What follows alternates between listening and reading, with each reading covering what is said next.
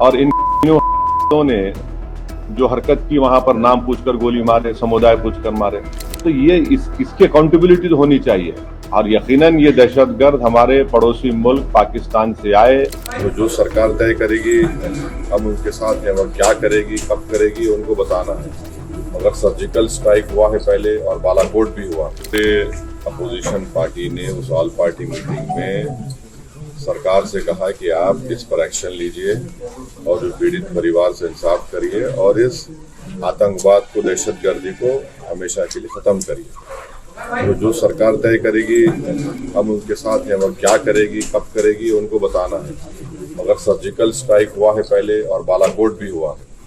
تو اب دیکھیے سرکار کے اس میں ہے، اور یہ بات سچ ہے کہ پاکستان سے آتنکوادی آ کر بار بار ہمارے دیش میں ہمارے لوگوں کی ہتیا کرتے ہیں، چاہے وہ 26/11 کا واقعہ ہو یا پٹھان کوٹ ایئر فورس کا ہو، اری ہو، پلوامہ ہو. پچھلے سال جولائی میں رئیسی ویشنو دیوی کے قریب 7 ٹورسٹ کو مارا ہوا ہے. اس طرح کی اناپ شناپ بکواس بکتے ہیں. پاکستان ایک فیلڈ نیشن ہے اور یاد رکھیے یہ طاقتیں کبھی بھی بھارت کو سکون سے رہنے نہیں دیں گی.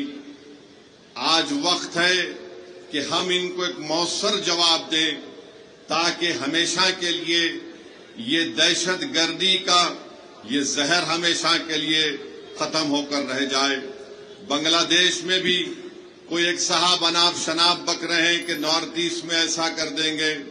میں ان سے بھی کہوں گا کہ بھائی صاحب جو ملک آپ کو ملا ہے وہ ہماری وجہ سے ملا ہے. اپنے ملک میں آرام سے رہو. یاد رکھو جب بھارت پر اگر کوئی انگلی اٹھاتا ہے تو ہم اپنے تمام اختلافات کو بھول کر ایک سیسا پلا ہوئی دیوار کی طرح کھڑے ہو جاتے ہیں. تو ہم ان تمام لوگوں سے کہیں گے کہ آج آپ نے بری نظر سے بھارت کی طرف اٹھا کر دیکھا ہے. مجھے یقین ہے کہ جو معصوموں کا قتل ہوا ہے ان کا خون رائے گا نہیں جائے گا. بلکہ میں تائید کرتا ہوں کہ بھارت سرکار نے یہ فیصلہ لیا کہ پاکستان کی کشتیاں اور پاکستان کے پلین بھارت کے حدود میں نہیں آئیں گے. بلکہ ہم یہ بھی کہیں گے کہ پاکستان کو FATF کے گرے لسٹ میں ڈال دیا جائے.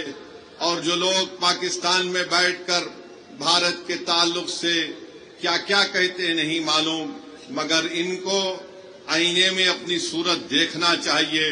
تم کون سا میزائل ٹیسٹ کرتے ٹیسٹ کر لو، یاد رکھو مگر بھارت تمہارے سے طاقتور ہے اور ہمیشہ رہے گا انشاءاللہ تعالی. میرے عزیز دوستوں اور بزرگوں، یہ عرض کرنا ضروری تھا کیونکہ اگر ہم یہ سمجھیں گے کہ پہلگام میں اتر پردیش سے یا مہاراشٹرا سے یا بہار سے کوئی آدمی گیا اور اس کی موت ہو گئی تو ہم خاموش بیٹھ جائیں گے. بلکہ میں تو یہ دیکھ رہا ہوں کہ پہلگام کا یہ واقعہ بھارت کے ہر غریب کو، ہر دولت مند کو، ہر پڑھے لکھے کو، ہر کسان کو جھنجھوڑ کے رکھ دیا ہے. اب ہم امید کرتے ہیں کہ ہماری حکومت ایک مؤثر اقدام ان پر کرے گی جیسا کہ ماضی میں سرجیکل سٹرائک اور بالا کوٹ بھی ہوا تھا. Subscribe to One India and never miss an update.